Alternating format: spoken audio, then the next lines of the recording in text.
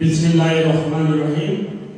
বাংলাদেশ জাতীয়তাবাদী দল বিএনপি 14 নং নারায়ণপুর ইউনিয়ন শাখার দ্বিবার্ষিক সম্মেলনের সম্মানিত সভাপতি, আজকে আমাদের মাঝে এই সম্মেলনের প্রধান অতিথি হিসেবে উপস্থিত আছেন ফরিদচুরির মাটির মানুষের নেতা আব্দুল্লাহ ভুট্টো বাগান বাজার পর্যন্ত, যার পদচারণায় এই জাতীয়তাবাদী বিএনপিকে শক্তিশালী করার লক্ষ্যে কাজ করে যাচ্ছেন। এই সম্মেলনের মধ্যে কাজ করে যাচ্ছেন আগামী ফরিদচুরির কর্ণধার জনতা জনাব কর্নেল আজিমুল্লাহ বাহার ভাই।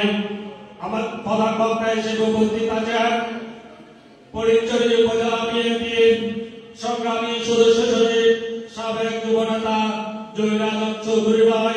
মঞ্চে উপস্থিত আছেন বিভিন্ন ইউনিয়নের নবনির্বাচিত সভাপতি, সাধারণ সম্পাদক এবং আমাদের মাঝে আরো উপস্থিত আছেন এই নারায়ণপুরের কৃতি সন্তান, দক্ষিণ ফরিদচুরি এবং ফরিদচুরিকে সুসংগঠিত করার লক্ষ্যে কাজ করার একমাত্র যিনি আমাদেরকে সবসময় দিক নির্দেশনা দিচ্ছেন এই নারায়ণপুরের কৃতি সন্তান এস.এম. আজিজুল্লাহ ভাই এবং নারায়ণপুর ইউনিয়ন বিএনপি সহযোগী অঙ্গ সংগঠন এবং উপজেলা যুবদলের নেতৃবৃন্দ, ছাত্র দলের নেতৃবৃন্দ, উপস্থিত সবাইকে আসসালামু আলাইকুম ওয়া রাহমাতুল্লাহি ওয়া বারাকাতুহু।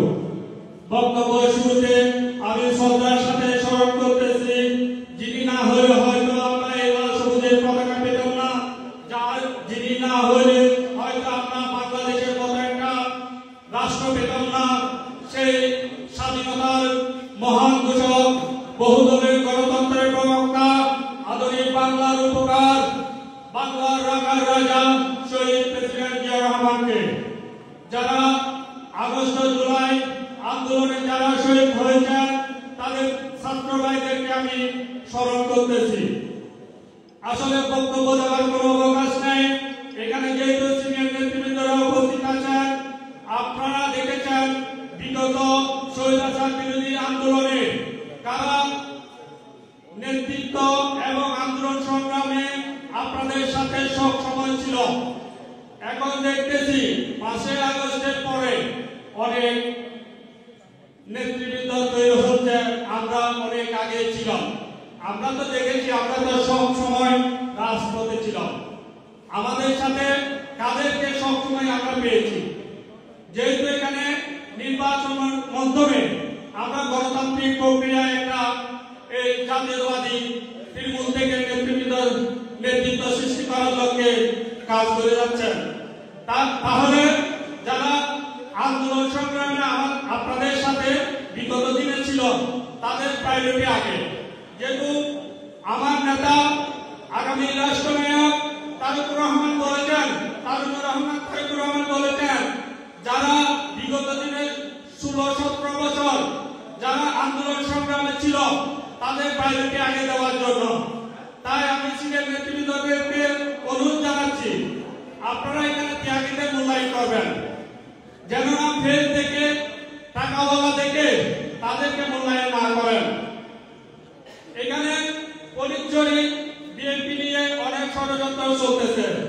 আমরা দীর্ঘদিন এই ফরিদচুরি ছাত্র দলের রাজনীতি করে এসেছি, ওয়ান থেকে তৃণমূল পর্যায়ে এই ছাত্র দলের পরে এখন যুব দলের নিয়ে কাজ করতেছি।